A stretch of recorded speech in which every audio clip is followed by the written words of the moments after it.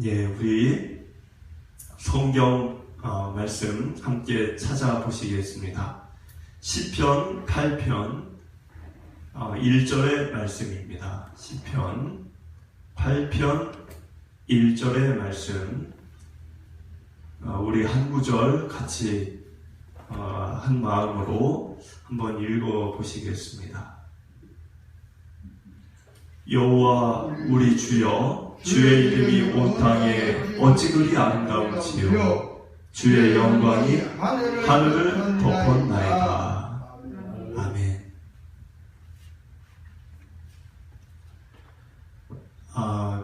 명절을 마치고 일상으로 다시 되돌아가는 여러분들의 10월과 남은 한 해 가운데 하나님의 도우심이 늘 언제나 함께 하시기를 간절히 소원합니다. 다윗도 하나님의 손길을 언제나 갈망했던 것 같습니다. 이 시편을 읽어보면 언제나 하나님을 향한 손을 내밀고 하나님의 그 시선 안에 자기가 머물기를 간절히 원하고, 자기가 어려움에 처하게 됐을 때마다 다윗은 하나님께 구구절절 자기의 속마음을 토로하고 그랬던 모습을 보면 언제나 이 다윗은 하나님에게 자기 자신을 멀어지지 않게 하려고 굉장히 마음에 하나님을 향한 마음이 있었던 것으로 느껴집니다. 물론 시편은 전체를 다윗이 쓴 건 아니지만 지금 우리가 나누고 있는 이 앞부분, 상당수 이 부분은 다윗이 기록했던 시편이기 때문에 아직까지는 오늘도 마찬가지지만 다윗의 시편을 나누고 있습니다. 1절을 여러분들이 이렇게 보시면 눈에 들어오는 문장이 온 땅이 어찌 그리 아름다운지요, 이런 문장이 있습니다. 제가 사실 오늘 이 제목을 그렇게 했지만 이거를 제목을 이렇게 쓰다가 잘못 제가 써가지고 온 땅이 어찌 그리 아름다운지요 이렇게 썼더라고요. 이게 준비를 하는 과정 속에서 온 땅에가 아니고 온 땅이 그렇게 쓰고 내가 실수했구나. 온 땅이 아니고 온 땅에인데 단어 하나를 내가 틀렸구나. 그래가지고 수정을 하려고 이렇게 바꾸려고 하다가 잠시 생각에 이렇게 빠졌는데, 어떤 생각에 빠졌냐면 제가 틀렸던 그 문장, 온 땅이 어찌 그리 아름다운지요, 틀린 문장인데 대부분의 사람들이 이와 같습니다. 그러니까 대부분의 사람들은 해외 여행을 갔든 아니면 국내 여행을 갔든 멋있는 장관과 같은 자연 만물을 보면서 대부분의 사람들은 왜 이렇게 아름다운가, 세상이 아름답구나, 여기에 그칩니다. 그거 보려고 여행 가는 거죠. 온 땅이 어찌 그리 아름다운가. 근데 다윗은 그게 아니었다는 거예요. 오늘 다윗을 잘 보시면 다윗은 온 땅이 어찌 그리 아름다운가 이렇게 고백을 안 했어요. 뭐라고 고백을 했죠? 온 땅에 어찌 그리 아름다운지요. 그럼 온 땅에라고 하는 말은 땅이 아름답다는 게 아닙니다. 저 자연이 아름답다고 얘기한 게 아니에요. 물론 아름답죠. 그러나 지금 다윗이 얘기하는 거는 저 하늘이, 섬강이, 또는 남한강이, 치악산이, 아름답다, 원주천이 아름답다, 그거를 얘기한 게 아니고, 이 서식어가 있죠. 그 앞에, 우리 주여, 주의 이름이 1절을 가만히 보면 주의 이름이 아름답다는 거예요. 근데 주의 이름이 어디에 있다는 거예요, 지금? 하나님의 이름이 온 땅에 있다는 거예요. 그러니까 땅이 아름답다는 게 아니고, 산이 아름답다는 게 아니고, 강이 아름답다는 게 아니고, 그 산과 강과 하늘에 하나님의 이름이 새겨져 있다는 것을 느꼈다는 거예요. 이게 무슨 말일까요? 여러분들, 작은 풀잎새 하나도 내가 가만히 이렇게 쳐다보고 있으면, 그리고 작은 살아있는 곤충 한 마리를 이렇게 바라볼 때 어느 순간 우리에게는 이 신비스럽고 생명이 가득한 이 자연 만물을 보면서 나도 모르게 하나님이 느껴질 때가 있습니다. 우리가 보고 만지는 모든 세상 만물은 다 그거를 우리에게 느끼게 해줘요. 근데 우리가 죄악된 세상과 잘못된 욕망과 또 나의 고집과 교만함으로 내 속이 가득 찼을 때는 그런 걸 보면서도 아무 느낌이 오지 않습니다. 그런데 겸손한 마음, 내 모든 것들이 나약해져서 정말 낮고 낮은 겸손한 마음으로 그런 것들을 바라보게 되는 순간이 올 때는 하나님이 나도 모르게 느껴져요. 그래서 이 다윗이 어렵고 힘든 일들을 많이 겪었잖아요. 이전의 시편들 우리가 다 나누었지만 그 어렵고 힘든 일들을 겪다가 무심코 바라본 밤하늘, 그리고 별들, 그리고 이 산들을 보면서 하나님이 느껴지기 시작하는 겁니다. 그래서 1절처럼 우리가 가볼 수 없는 저 하늘의 그 밤하늘, 지금 1절 후반부에 보면 주의 영광이 하늘을 덮었나이다. 그러니까 하늘에도 하나님의 그 신성과 영원성과 능력이 저 하늘에 새겨져 있는데 그걸 땅에서 바라보는 나에게 하나님의 그 신성과 영성과 또 하나님의 능력이 내게 느껴지는 거죠. 왜 우리가 자연을 보면 그런 것들이 느껴질까요? 이유는 하나님이 천지를 창조하실 때, 이 세상을 지으실 때 만든 그 원료, 재료가 뭘까요? 하나님이 무엇으로 이 세상을 만들었을까요? 사람은 흙으로 만들었지만 그 흙은 무엇으로 만들었죠? 하나님의 말씀으로 만들었습니다. 근데 그 말씀이라는 거 안에는 하나님의 신성과 하나님의 영원성과 하나님의 능력이 담겨져 있어요. 그래서 이 세상 자연 만물의 재료는 하나님의 신성이시고 영원성이고 능력이에요. 그래서 우리가 이 자연을 가만히 보다 보면 뭔가 신비스럽고 뭔가 웅장하고 뭔가 살아 꿈틀거리는 생명력이 막 느껴지는 겁니다. 하나님은 자연을 완벽하게 지으셨어요. 처음에 흠이 없게. 지금 우리가 살고 있는 이 자연은 흠이 많습니다. 그러니까 우리가 저 자연으로부터 우리를 지켜야 되는 거죠. 나 자신을. 추위와 더위가 대표적인 거고. 근데 원래 하나님은 그렇게 자연을 만들지 않았어요.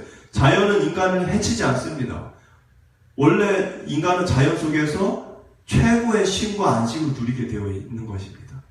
그랬는데 인간들이 스스로 지은 죄, 창세기를 보시면 아담이 죄를 짓고 하나님께 야단을 맞을 때 너가 지은 죄 때문에 땅도 저주를 받는다 그랬어요.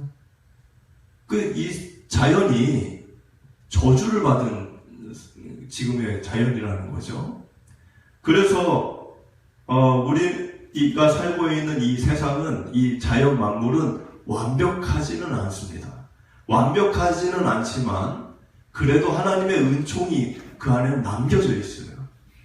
그러니까 우리가 농사를 짓고 경작을 해서 이른 비와 늦은 비를 하나님 내려주실 때마다 그거를 키워서 먹고 살아가는 거죠. 아직까지는 이 자연에 하나님의 은총을 다 거두시지는 않으셨어요. 그러다 보니 다윗처럼 우리가 겸손한 마음으로 자연을 바라볼 때 나도 모르게 하나님이 느껴지는 겁니다. 2절을 보면 주의 대적으로 말미암아 어린아이들과 젖먹이들의 입으로 권능을 세우시며 이는 원수들과 보복자들을 잠잠하게 하려 하심이니이다. 여러분 이 2절 좀 어렵습니다. 왜 어렵냐면 저도 읽으면서 이게 좀 어려웠는데 시편 8편 자체는 전체가 자연에 대한 찬양이에요. 하나님이 느껴지니까 자연에 대한 이야기예요. 만물, 밤하늘, 별들, 달, 막 이런 것들에 대한 기록입니다. 근데 느닷없이 2절에서 자연하고는 전혀 관계가 없는 어린아이와 젖먹이가 나오고 원수와 보복자들이 나와요. 그 뜬금없이 이 2절이 왜 여기 들어가야 했는지 처음엔 이해가 안 됐어요. 자연을 이야기하다가 계속 다 자연을 얘기하는 건데 만물을 얘기하고 창조를 얘기하는데 왜 갑자기 어린아이와 이런 게 나올까? 제가 여기서 좀 어려웠는데 가만히 생각을 해보니까 근데 어린아이와 젖먹이는 특징이 있습니다. 그게 뭐냐면 스스로 자기가 자신을 지키지 못해요.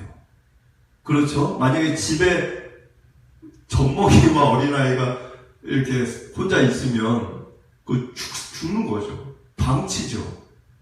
그 경찰에 신고해도 그건 학대로 들어가죠. 스스로 자기를 지킬 힘이 없어요.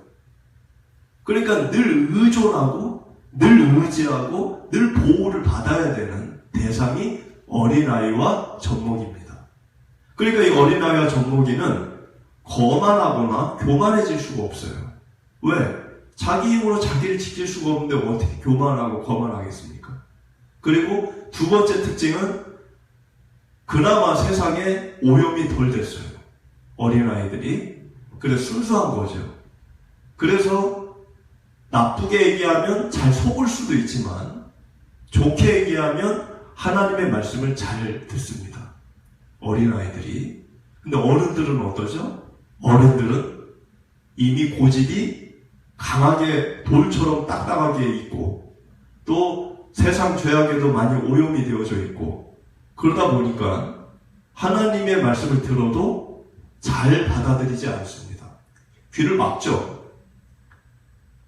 그래서 지금 이 어린아이들과 젖먹이가 이렇게 입으로 권능을 세웠다 이렇게 되어 있는데 이 입으로 권능을 세웠다는 이야기는 하나님을 찬양했다라고 하는 이야기예요.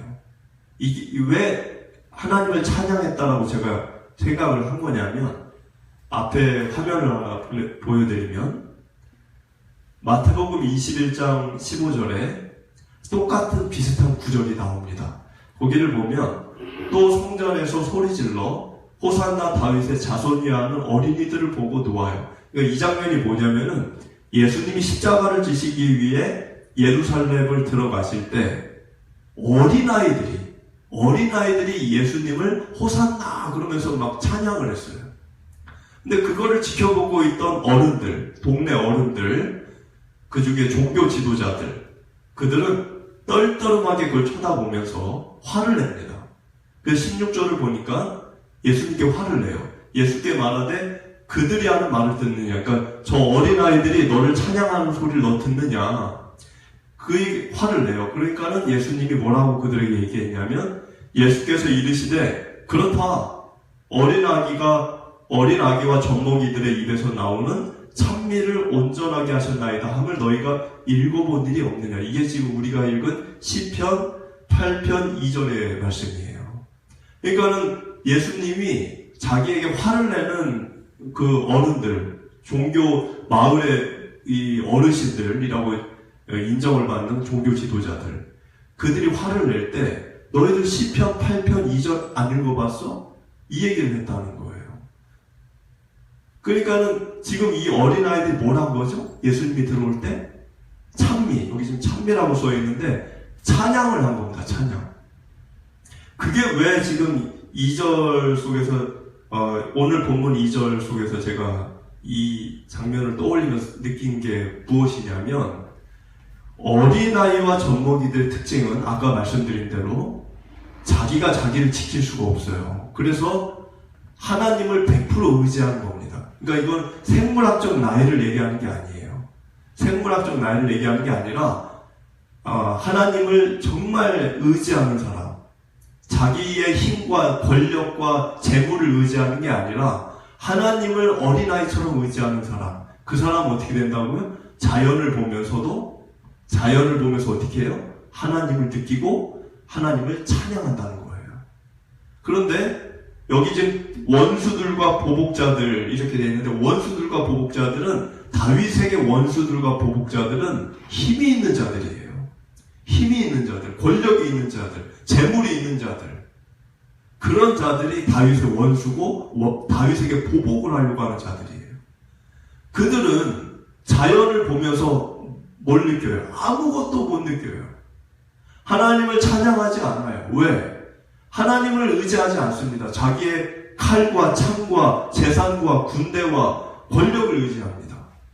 오늘날에도 마찬가지입니다. 오늘날에도 어린아이와 젖먹이와 같은 그런 마음을 가진 사람들은 하나님을 찬양하며 사는 거예요. 늘 길을 걸어도 치악산을 바라보면서 남한강, 저 흥원창의 남한강을 보면서 하나님을 찬양하는 거예요. 밤하늘을 보면서. 그런데 세상에서 여전히 자기의 재물과 자기의 권력과 자기의 힘을 의지하고 자랑하는 이들은 똑같은 자연을 보면서도 하나님을 절대 찬양하지 않습니다. 우리가 언제 겸손해질 수 있을까? 겸손은 내가 의지를 갖는다고 겸손해져야지, 그런다고 겸손해지는 게 아닙니다. 겸손은 나보다 큰 대상 앞에 설 때 겸손해지는 거예요. 그럼 나보다 큰 대상이 뭐죠? 사람이 아니라, 사람 그 누구도 하나님 앞에 서면 작아지죠. 하나님이 어떤 분인지를 알고 하나님을 느끼고, 늘 교회 올 때 예배 드릴 때만 느끼는 게 아니라 늘 일상생활에서 하나님을 느끼는 사람, 하나님이 살아계심, 하나님의 역사하심, 하나님의 경영하심, 이걸 늘 느끼는 사람은 늘 자기는 초라하고 작은 거예요. 아무리 돈이 많아도, 아무리 건강하고, 아무리 자기가 잘났어도 그 생각을 지니고 사는 사람은 교만해지기가 어렵습니다. 근데 하나님을 잊어버리는 순간 우리는 이제 거만해지기 시작하는 거죠. 자기를 드러내고 자랑하고 이렇게 되는 거죠. 그래서 하나님을 느끼는 이 경험을 다윗은 지금 뭘 통해 하고 있는 거죠? 시편 8편에서 자연 앞에서 하나님을 느끼고 있다는 거예요. 우리가 하나님을 느낄 수 있는 방법은 성경 말씀을 통해서도 알 수 있고, 내 인생의 경험을 통해서도 알 수 있고, 또 하나는 자연 앞에서 하나님을 느낄 수 있습니다. 다윗은 지금 그 경험을 하는 거예요. 그래서 자연 앞에 서서 겸손을 배우는 겁니다. 우리 3절을 보면 주의 손가락으로 만드신 주의 하늘과 주께서 베풀어 두신 달과 별들을 보오니, 이 밤하늘을 보는 거죠. 밤에 이 다윗이 어느 날 하늘을 보면서 수많은 별들, 지금은 별들이 잘 안 보이지만 아마 다윗 시대 때는 별들이 진짜 잘 보였을 것 같아요. 그 촘촘하게 빛을 내고 있는 밤하늘의 별들을 혼자 또 달을 보면서 유심히 생각에 잠긴 거죠, 다윗이. 저 찬란한 하늘의 은하수, 저 별들 다 하나님의 손가락으로 만든 작품이라고 다시 고백을 합니다. 여기 지금 3절에 주의 손가락으로 만들었다는 거예요. 그 거대한 하늘의 천체 아래에서 나 자신은 어떻게 느껴질까요? 내 자신이 진짜 작게 느껴지는 거예요. 여러분들 저 우주와 별을 이거에 비하면 나라고 하는 이 존재는 얼마나 초라합니까? 여러분들이 비행기를 타고 올라만 가도 사람이 보입니까? 근데 우주에서 나를 보면 내가 보여요? 안 보여요. 그러니까 이 경험을 안 해본 사람은 모르는데, 이 우주의 이 하늘의 별과 달의 그 신비롭고 거대한 이 세상의 황홀경에 빠져 있을 때, 그때 나를 딱 보면 나는 보잘것없는 거예요. 작고 작은 거죠. 그런데 기가 막힌 거는, 다윗이 지금 느끼는 거는, 저 하늘을 보니까, 저 밤하늘의 별들을 보니까 별을 셀 수도 없어. 저렇게 셀 수 없는 별들이 저렇게 많은데 나는 얼마나 초라하고 작냐. 그런데 이렇게 작은 나를 지난 어린 시절 사자와 곰을 때려 눕혔던 그 어린 시절부터 내가 생각을 해보니까 이렇게 작은 나를 하나님이 사랑해 주셨다라는 거예요. 거기서 이 다윗이 밤하늘 별 아래에서 하나님을 향한 마음이 복받쳐 오르는 느낌을 받습니다. 이렇게 작은 나를, 이렇게 보잘것없는 나를 하나님이 어떻게 지금까지 살려주시고 도와주시고 보살펴주시고 함께해 주셨는지 그게 너무 감사한 거예요. 그래서 다윗이 4절부터 이런 감사의 고백을 드립니다. 4절을 보니까 4절에 사람이 무엇이기에 주께서 그를 생각하시며 인자가 무엇이기에 주께서 그를 돌보시나이까. 여기 사람이라고 하는 단어는 히브리어로 에노시라고 하는 단어입니다. 에노시라는 단어는 사람이 연약함을 강조하는 단어예요. 사람이 연약하다. 그러니까 지금 아까 그 밤하늘의 별들을 보면서 다윗이 지금 뭐라고 얘기해요? 아니 내가 무엇인데, 내가 도대체 뭔데, 저 하늘에서 나를 보면 보이지 않는 점보다도 작은데 그런 나를, 인자가 무엇인데, 사람의 아들인 내가 무엇이 대단하길래 주께서 돌보셨습니까? 진짜 인간은 흙으로 만들어져서 흙으로 돌아가는데 이 흙이라는 게 티끌이잖아요. 먼지잖아요. 우리가 한 줌의 재로 뿌려지는 거잖아요. 이 먼지와 같은 나를, 이 티끌 같은 나를 하나님이 무엇인데 도대체 사랑하시고 생각하시고, 여기 지금 주께서 그를 생각하시며 라는 문장이 있죠. 주께서 그를 생각하시며, 하나님은, 하나님의 마음이 여기 써 있는 거예요. 하나님은 인간을 늘 생각하세요. 잊지 않으시던, 항상 기억을 하신다는 겁니다.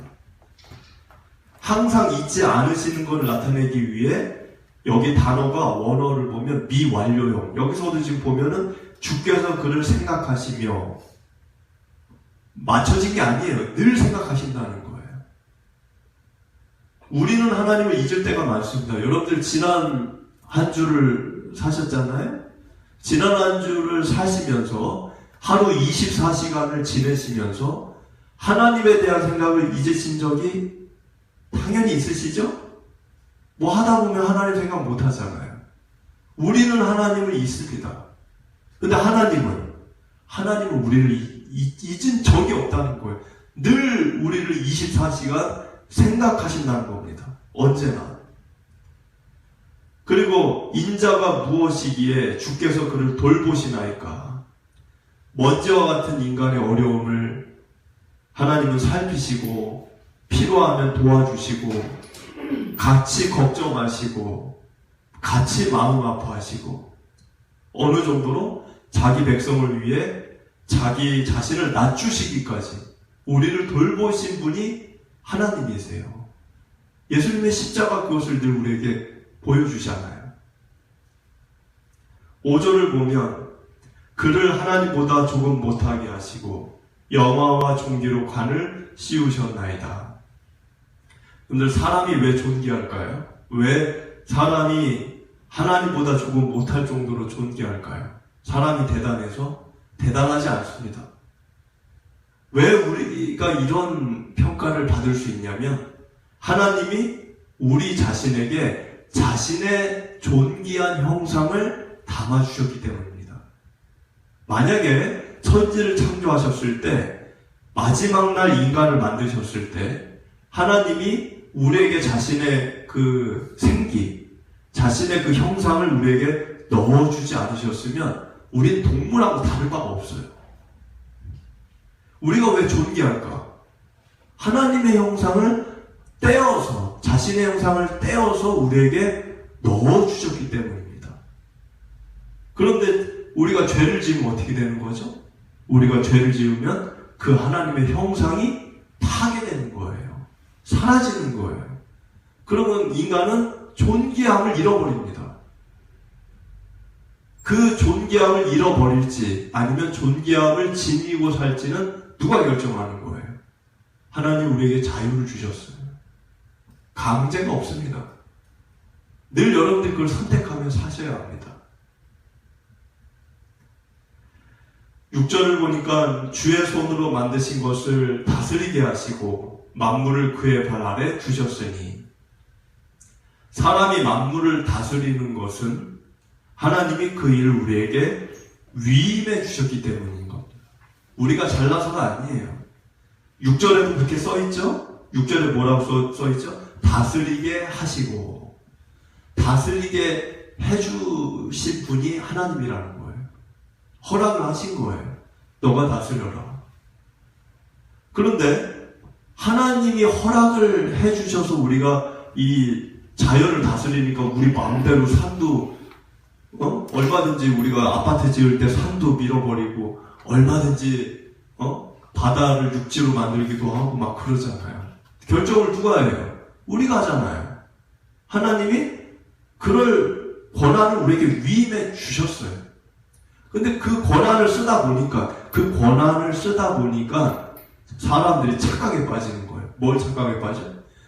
자기가 주인인 줄 아는 거예요. 내가 주인이야. 아무리 내 돈을 주고 땅을 내가 샀어도 그 땅이 내 거가 아니에요. 하나님의 겁니다. 이 세상 우주 만물 전체가 하나님의 거예요. 내가 갖고 있는 이 생명조차, 내가 지금 숨을 쉬고 있는 이 육신, 이 생명조차도 하나님이 주인입니다. 하나님이 거둬가시면 가는 거예요. 그런데 우리는 하나님의 허락을 받고 다 쓰고 있으면서도 착각을 하는 거예요. 내 것이라고. 대리 관리자라는 생각을 망각하는 겁니다. 그러다 보니까는 기후 위기가 오는 거죠. 내가 주인이 되려고 하다 보니까 모든 걸 훼손하고 오염시키고 망가뜨리고 내 욕망대로, 내 소욕대로 그렇게 가는 겁니다. 7절에서 9절을 보면 곧 모든 소와 양과 들짐승이며 공중의 새와 바다의 물고기와 바닷길에 다니는 것이니이다. 여호와 우리 주여, 주의 이름이 온 땅에 어찌 그리 아름다운지요. 자, 여러분들 자연이 아름답죠? 이 가을 얼마나 또 아름답습니까? 근데 이 자연이 아름다운 이유가 뭘까요? 자연이 아름다운 이유는 하나님이 아름답기 때문에 그렇습니다. 아름다우신 분이 만들었기 때문에 아름다운 거예요. 추한 자가 만든 거는 추한 거죠. 하나님은 하나님보다 아름다운 분이 없어요. 우리가 자연을 보면 알아요. 자연이 얼마나 아름답습니까? 그걸 만드신 하나님은 더 아름다우신 분이죠. 인간은, 우리도 많은 걸 만들죠. 인간들도. 인간이 만들 때의 그 기준이 뭡니까? 여러분들 앉아있는 그 의자가 됐든 뭐 테이블이 됐든 뭐가 됐든 인간이 만드는 거는 나에게 유용한 것만을 만들어요. 그렇잖아요. 뭐 유용하지 않은 걸 왜 만들어요? 사람이 안 만들죠. 필요하고 나에게 유용할 때 만드는 거죠. 그런데 하나님은 자신에게 유용한 걸 만든 게 아니라 우리에게 유용한 것을 만들어 주신 겁니다.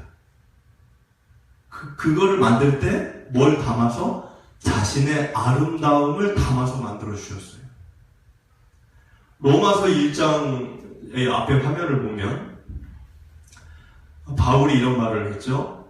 1장 19절. 이는 하나님을 알만한 것이 그들 속에 보임이라. 하나님께서 이를 그들에게 보이셨느니라. 이 그들이라는 게 자연을 얘기하는 거예요. 자연. 자, 20절을 보니까 창세로부터 그의 보이지 않은 것들, 곧 그의 영원하신 능력과 신성이 그가 만드신 만물에 분명히 보여 알려졌나니 그러므로 그들이 핑계하지 못할지니라.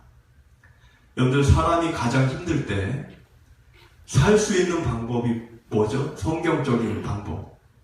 가장 힘들 때 우리가 살 수 있는 방법. 하나님이 내 마음 안에 보이면 살 수 있습니다. 그러나 하나님이 안 보인다. 이 힘든 것만 보인다.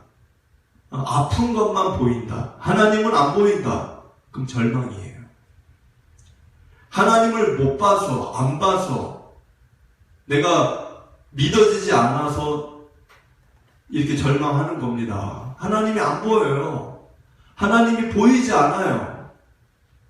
그런 이들에게 하나님이 로마서 1장 우리가 읽은 이걸 얘기하신 거예요.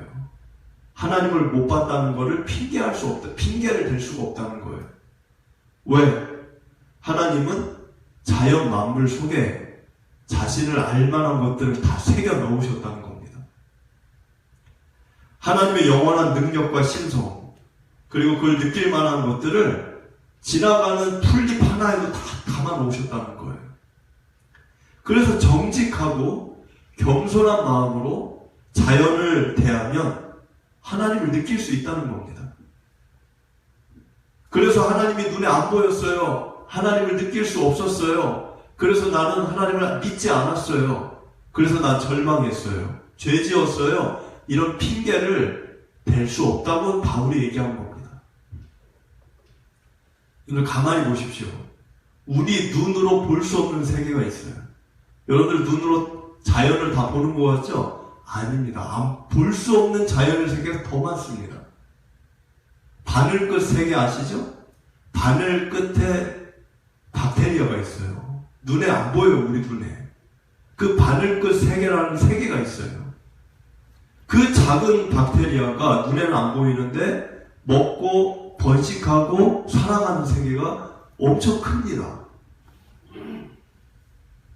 우리 눈으로 볼 수 없는 또 다른 거대한 세계가 있습니다. 작은 게 아니라 거대한. 밤하늘을 보면 알 수 있어요. 여러분들 우주의 광년이라는 개념을 아시죠? 광년.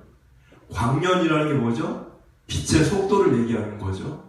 빛이 1초에 30만 킬로를 갑니다.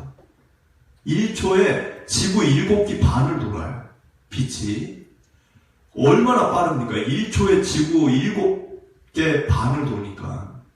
근데 그 속도로 1년을 가는 게 아니라 억년을 가는 게 억광년이에요. 그런데 억광년에 억광년을 가도 끝이 나지 않는 게 이 우주입니다. 여러분 상상이 되세요? 1초에 지구 7바퀴 반을 도는 빛의 속도로 억년을 가고 또 그거에 억년을 가도 우주가 끝이 없어요. 그 크기를 어떻게 측량할 수 있겠습니까? 그거를 볼 수 있어요? 과학자들도 거기까지는 볼 수가 없어요. 아무리 좋은 망원경으로 봐도 보이지가 않아요. 그런 바늘 끝 세계부터 억광년의 우주의 저 거대한 세계까지 우리가 정직한 눈으로 생각을 하고 바라보면 하나님의 신성과 하나님의 능력을 느끼지 않을 수가 없습니다. 꼭 그런 것이 아니더라도 여러분들 계절의 변화, 봄, 여름, 가을, 겨울, 그리고 계절이 아니더라도 하루의 변화, 새벽과 아침과 오전, 오후, 저녁, 밤. 이 색감이 다 다릅니다.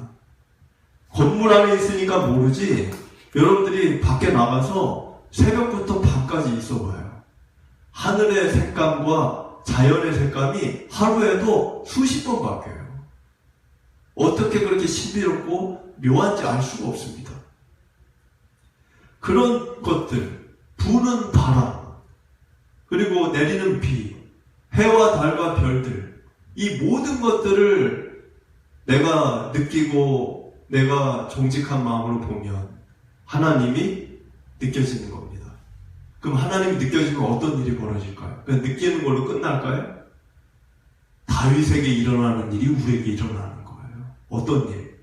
다윗에게 일어난 어떤 일, 자연을 통해 하나님이 느껴지기 시작하면 하나님을 찬양하는 겁니다. 하나님이 찬양하게 되는데 지난 나의 보잘것없는 내 인생을 돌보신 것까지 다 찬양을 해요. 오늘 가장 힘들 때 살 수 있는 방법, 아까 제가 뭐라 그랬죠? 가장 힘들 때 하나님이 보이면 사는 거예요.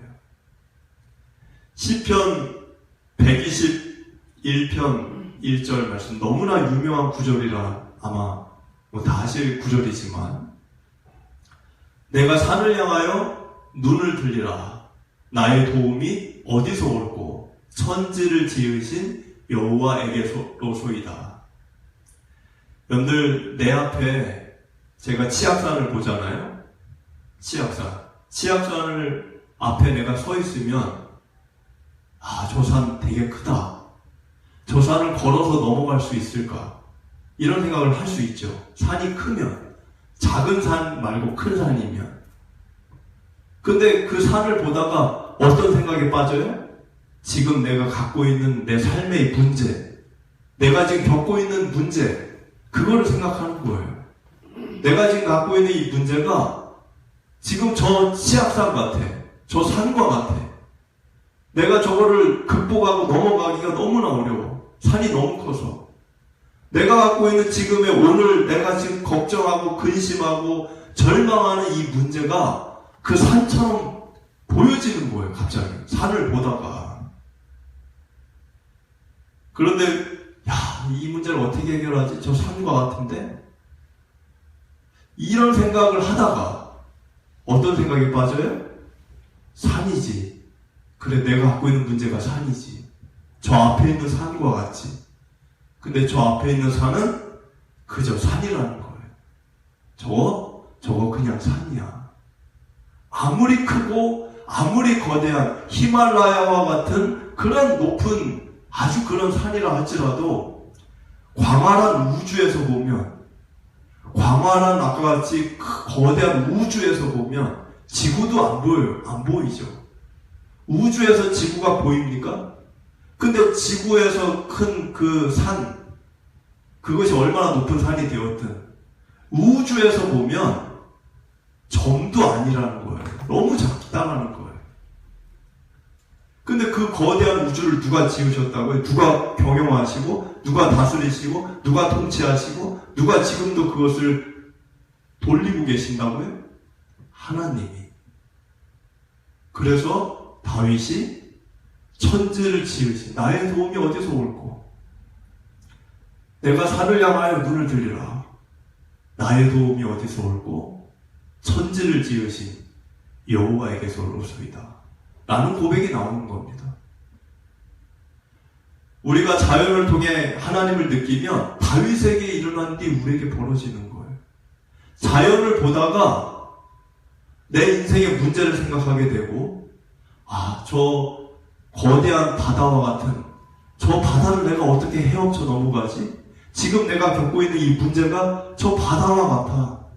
저 바다가 태풍이 불고 풍랑이 일고 내 인생이 그와 같아. 내가 어떻게 저 바다와 같은 인생을 내가 살아갈 수 있을까? 그런데 저 거대한 우주에서 보면 그 바다도 아주 보잘것없는 작은 거라는 거죠. 하나님이 이 우주를 만드셨다는 것을 내 온몸으로 느끼면서 내 인생의 문제가 작아지는 겁니다.